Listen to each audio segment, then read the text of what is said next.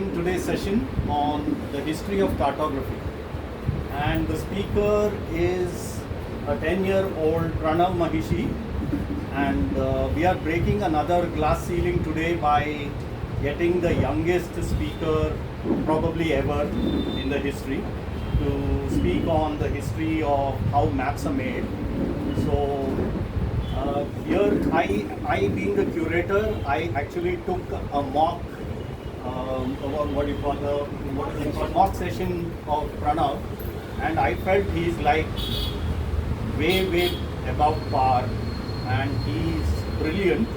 So I hope you'll have the same experience today when Pranav is speaking on the making of maps, and he's got solid data. So let that not intimidate you. It's quite interesting. We've tried to make it as interesting as possible. Okay, so here is Pranav Mahishi.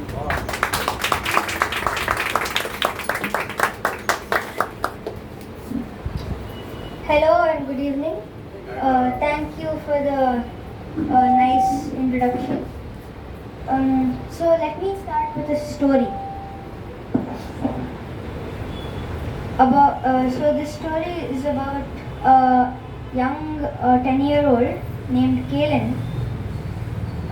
Kalen was a very adventurous explorer. He was always curious about exploring the forest and his territory. So, Kalen lived in prehistoric times. Just imagine, he didn't have to go to school. He didn't live in a proper brick-built house like this one. He didn't have supermarkets to go to and buy food and necessities. He had to every day go out into the forest and pluck all the fruits and vegetables, hunt and gather food, come back home, cook it in the fire, and then talk for some time and then sleep. So one day, while venturing out to the forest, Kalen was plucking all the fruits he knew of, but he felt bored. So he went deeper into the forest, and when he reached the center, he saw a huge big tree with colorful fruits, with many colorful, ripe, mouth-watering fruits, which he immediately wanted. So he went up the tree, he plucked all the fruits he wanted, he came down, and he felt a bit tired after climbing and plucking everything. So he sat on a rock to rest, and he started eating 2 or 3 fruits for himself. Next, when Kalen was eating, he was just staring at the rock, and while he was, his eyes fell upon a few cracks, and they seemed to resemble something.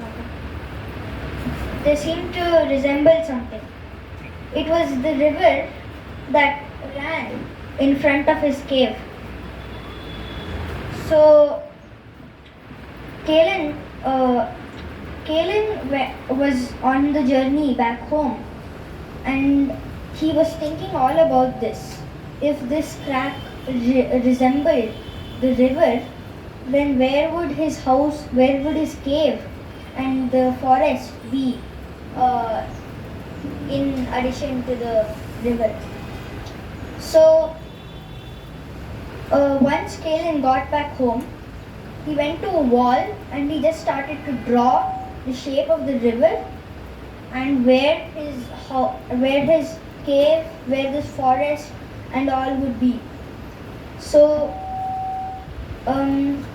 when he did this, he drew a lot of these maps, and a few days later his tribe started to notice that these maps could help them gather necessities from the forest, and track all the dangerous zones that would have otherwise been fateful for them. So, why maps? Why? So maps have been used, can be used for navigation and exploration, as educational tools, historical records, cultural heritage, risk assessment, resource allocation, understanding the geography of a land, and many other purposes. So,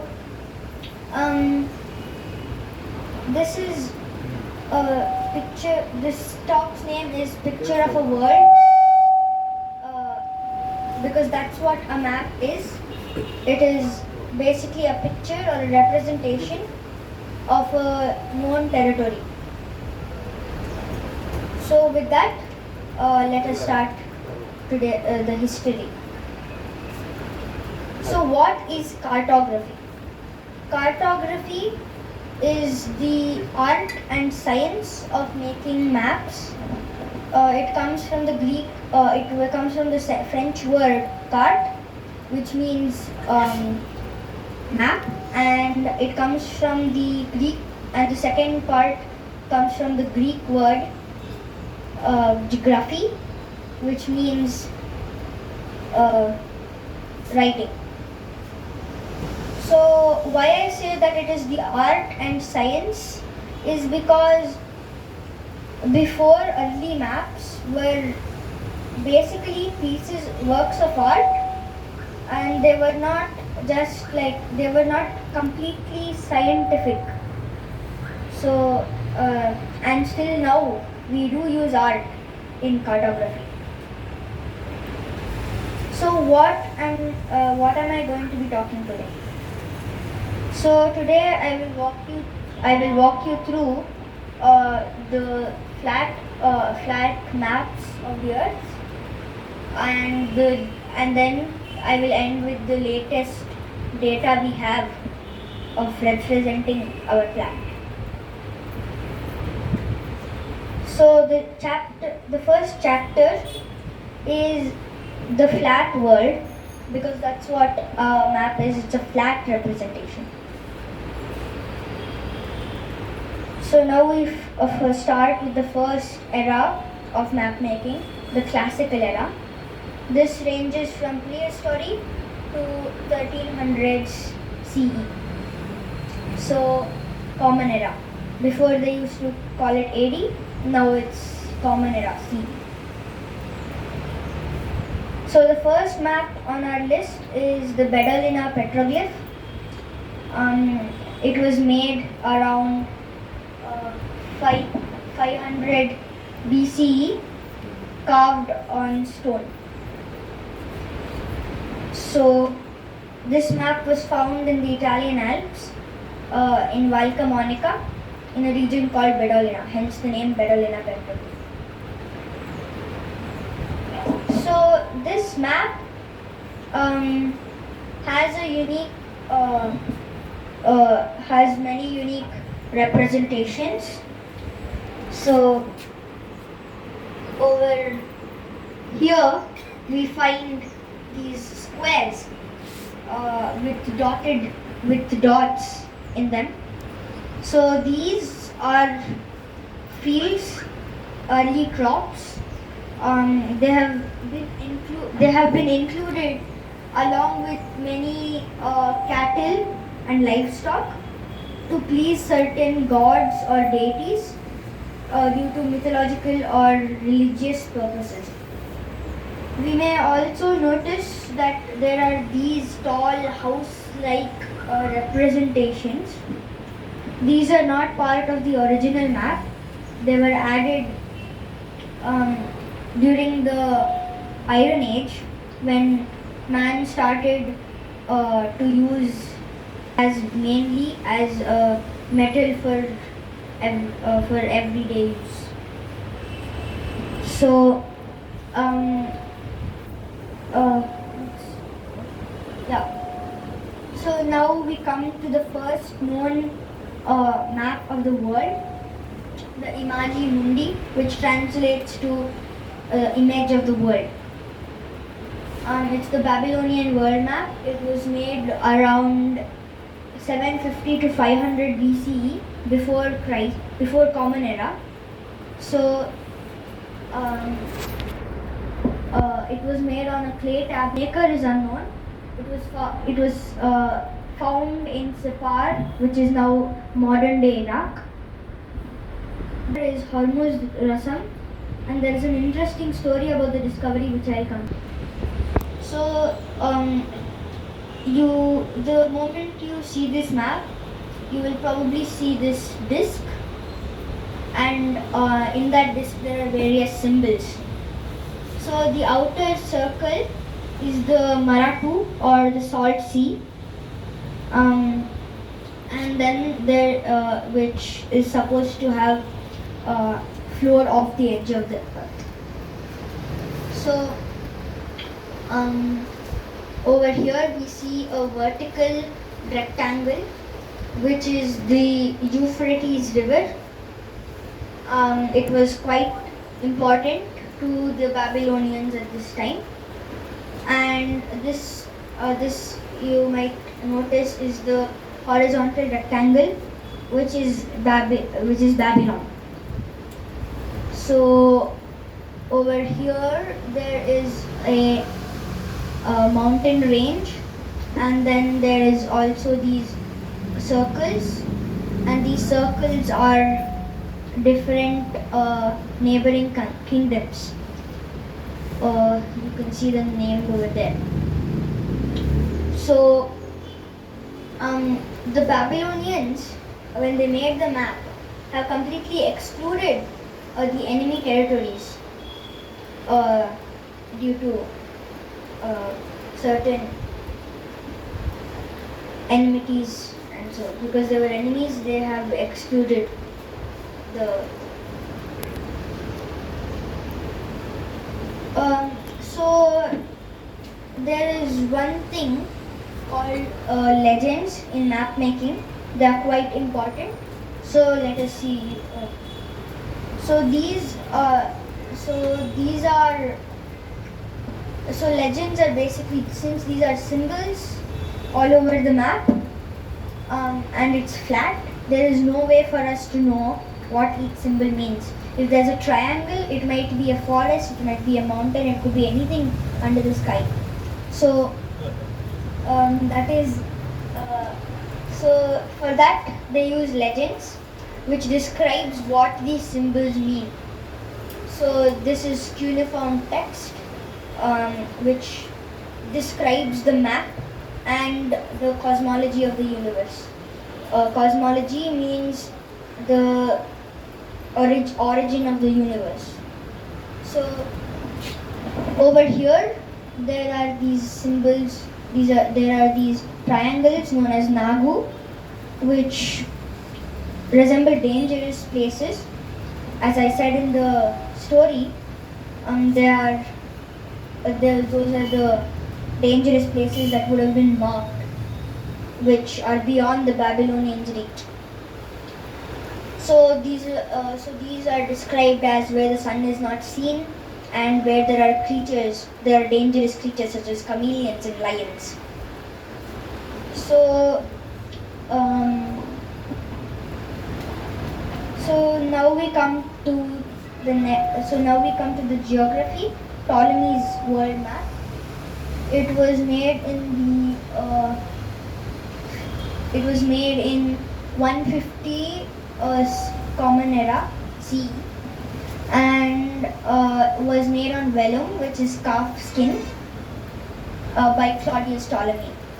The geography is the first map to have been made by applying geometry and mathematics to the study. So this is quite mathematically accurate. If we see the map, there are these lines over here. I don't know whether they're clearly seen, but those lines are basically a grid, and those are known as graticules. We see grids in many maps today. They are longitudes and latitudes. So Ptolemy was the first one who used them in a map and invented them. So we can even find out which place is which. This would be maybe the Mediterranean. This would be the Mediterranean. This would be Europe and all that. We can find out what country this is. We can find out that this is Italy and all that. So, can you find which is Sri Lanka and India? Somewhere there. Where? Over here? Yeah. Um, This way, this side. That triangular. This? Yeah. Where? Over here? No. Not that side, left. There? This triangular thing. They're showing the right one only. This. Yeah, so that's India. And this is supposed to be Sri Lanka. So he has completely overestimated the size of Sri Lanka. And so, but he has also underestimated the size of the Mediterranean and also again overestimates the Earth's circumference. So that is, yeah. So we come to the Egyptian Book of Curiosities. This was made in the 1000s, sometime in the 1000s. It was made using ink on paper. The maker is unknown, and it's an Islamic map which shows south at the top, west at the right, east at the left, and north at the bottom. So this map has been made so because there is a text in the Book of Curiosities that reads that God has divided Earth into different regions and made some regions higher, as in more superior, and others lower, less superior. That is why, since Mecca is at the south of is at the south, and Mecca is a important city to the Muslims. It is portrayed at the top, so that is and so they have portrayed south at the top. So this is Mecca, because it has been portrayed so because of a horseshoe-shaped wall inside the Kaaba, which is supposed to be a very holy building inside Mecca.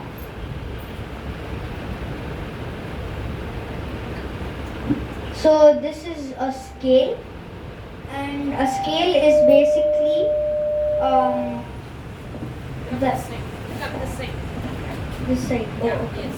Yes. So a scale is basically a way to make a bigger image into a smaller thing. Like there are toy cars. They are not the life-size real things, but they are basically scaled objects. So this is a scale. It shows that it would show that 1 centimeter is equal to so many miles or so many kilometers. So now we come to the maps of the tracks of U. This is the most famous of all Chinese maps. Its importance is that it portrays the tracks of Yu the Great. So Yu the Great was the mythical creator of the landscape and the controller of floods. So, we can see that there are accurate coastlines.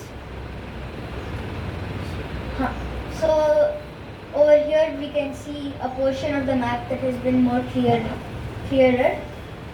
So in this we can see that there are coastlines and rivers which are accurate, and this is one of the first maps to have used a grid showing scale. So again, this is scale.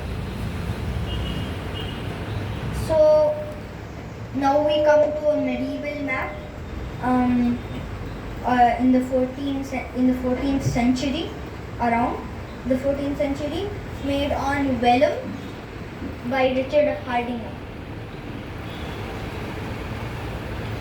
So this map is made on vellum, which is calf skin, and the calf's neck is over here, and this is its spine. So the Hereford Mappa Mundi is a world map, and it is a medieval Christian world map.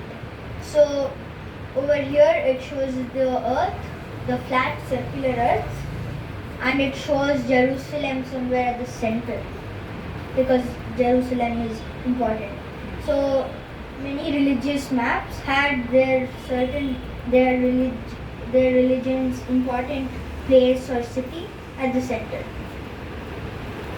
It has nearly 1,100 inscriptions in it. And then in the medieval era, cartography declines in accuracy and making during the Dark Ages. So the Dark Ages even brought a stop to map making for the while. And now in the age of exploration, in the 15th century to the 18th century, Common Era, which the Renaissance marks a new age into map making, bringing it alive again. So now we come to the Camnido map. It was made in around 1402 using ink on paper by Kwan Kun. This is a Korean map of the world, and so this has a bit of underestimation and overestimation in it. Such as Korea, the size has been it's very big compared to China over here.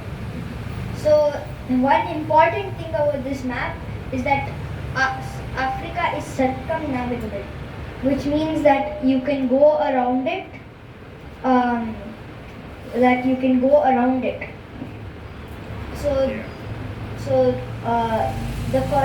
So this is Europe.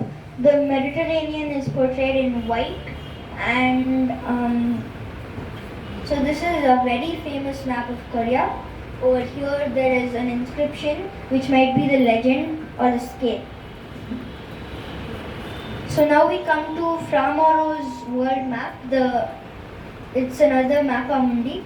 So Mappa Mundi is just a name,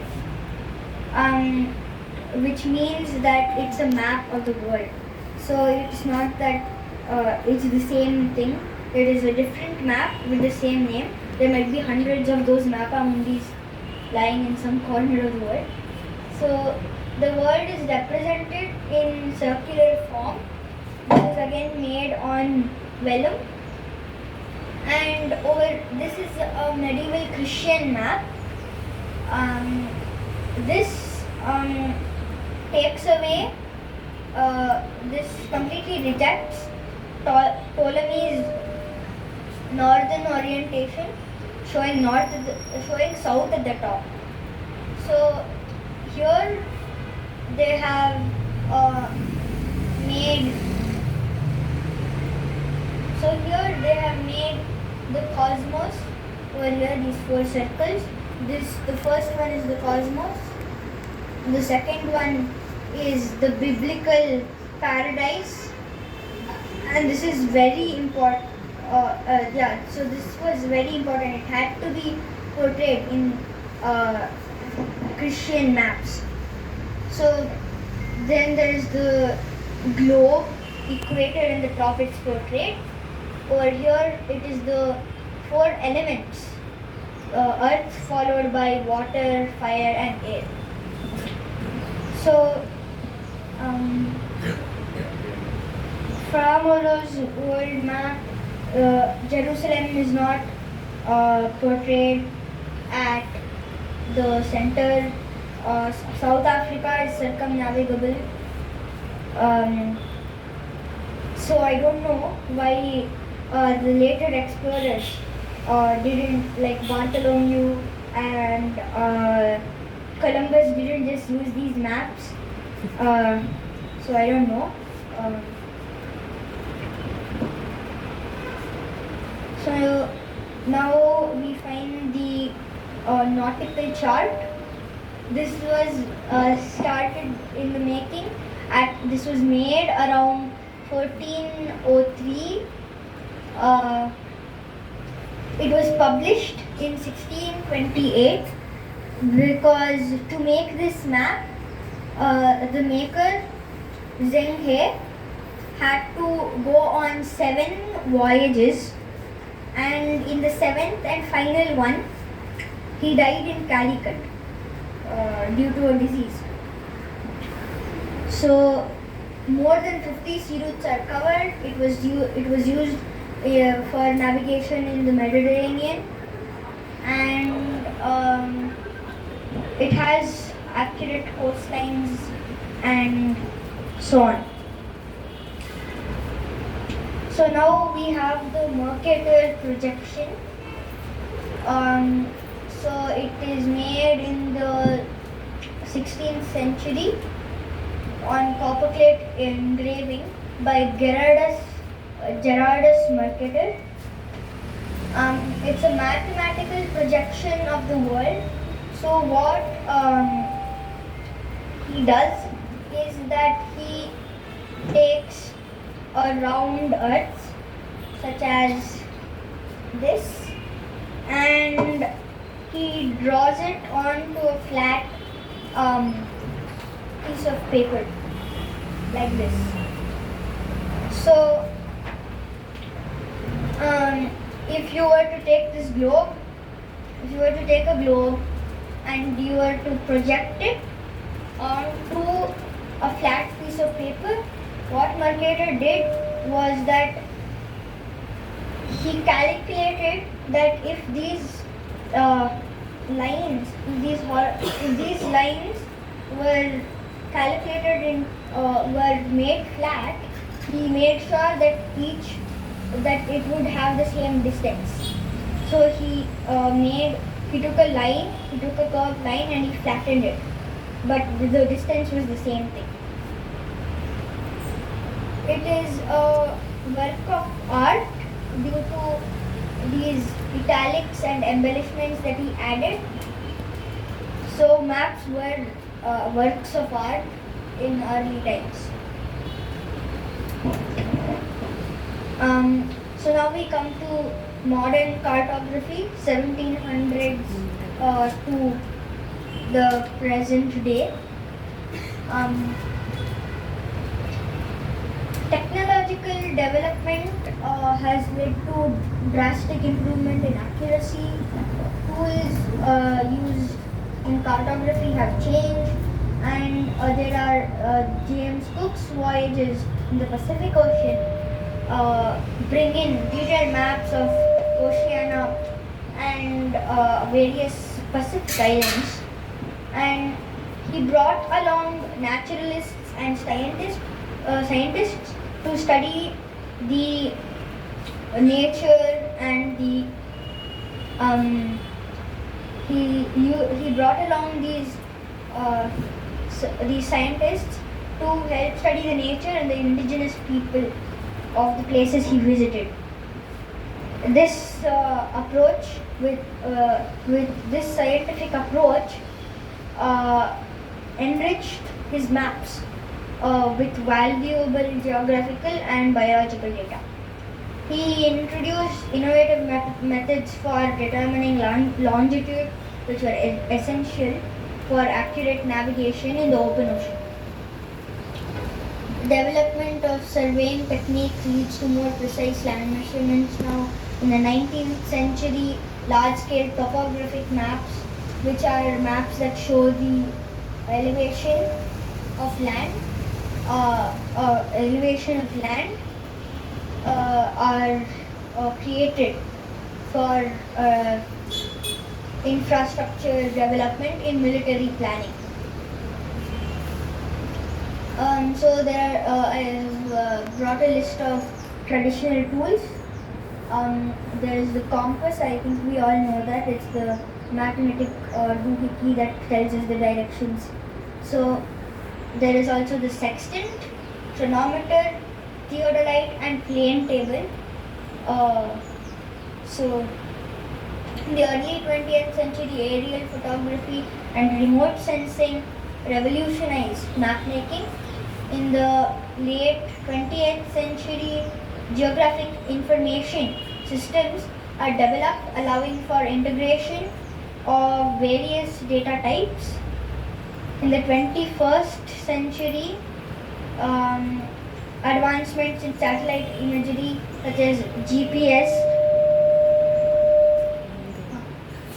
continue to evolutionize mapmaking. So modern technology is there. There is the GIS. There is remote sensing, global positioning systems, GPS, DEMs, and cartographic software. Now we come to chapter 2. It's a very short chapter, so it's coming to the end. It's about globes. So in the 6th century BC, Hecataeus of Miletus creates the earliest known globe. 3rd century BC, Eratosthenes creates a more accurate globe. I think we know how he calculated the Earth's circumference using 2 poles at 2 different places and their shadows. So in the medieval period, globes decline, as we saw with maps, and then the Renaissance finally revives interest in globes. In 1507, Martin Waldseemüller's globe features the Americas. In the 16th century, globes become popular decorative items. We see them. We even now see them in many desks. They are in schools, offices, everywhere. So now larger, more detailed globes are produced.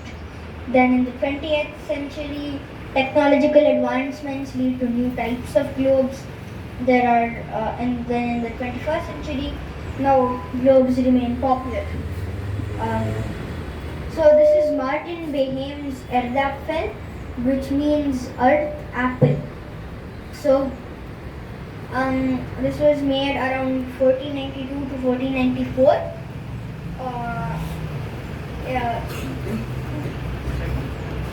So the Erdapfel was made by Martin Behaim.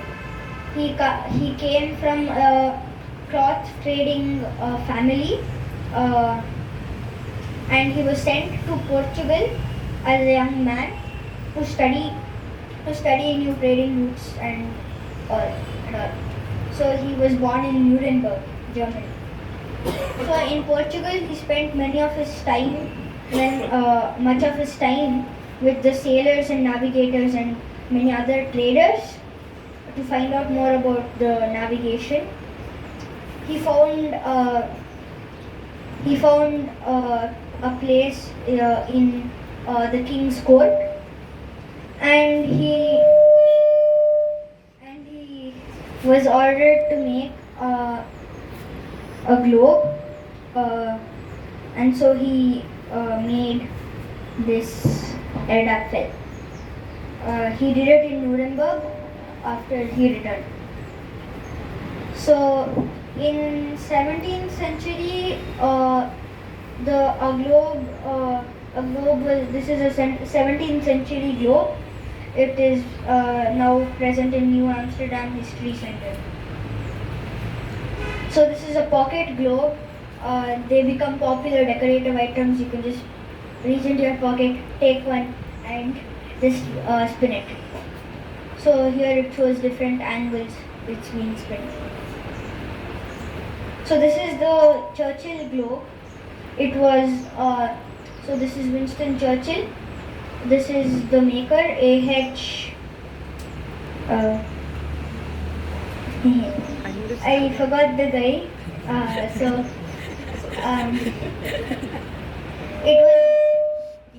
It was gifted. It was gifted by this guy to President Franklin Roosevelt, and an identical globe was gifted to Winston Churchill. These two globes were both made by Costello.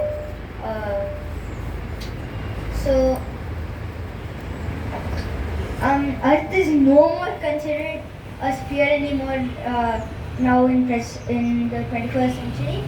This is the latest data. It comes from flat Earth maps to globes which are spheres. Now we find this weird shape, which is the geoid. So this is the actual shape of the Earth, and why it has been made like this is because the Earth's mass is unevenly distributed, meaning that certain areas of the planet experience more gravitational pull than others. Because of these variations in gravitational pull, the height of these different parts of the geoid is always changing, moving up and down in response to the gravitational force.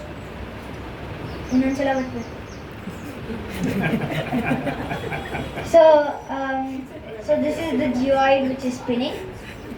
We can see that there are some areas higher and these areas which are lower. So thank you. This is the end of the talk. Now you are here, and now you can go and explore now that you've learned the history. Thank you.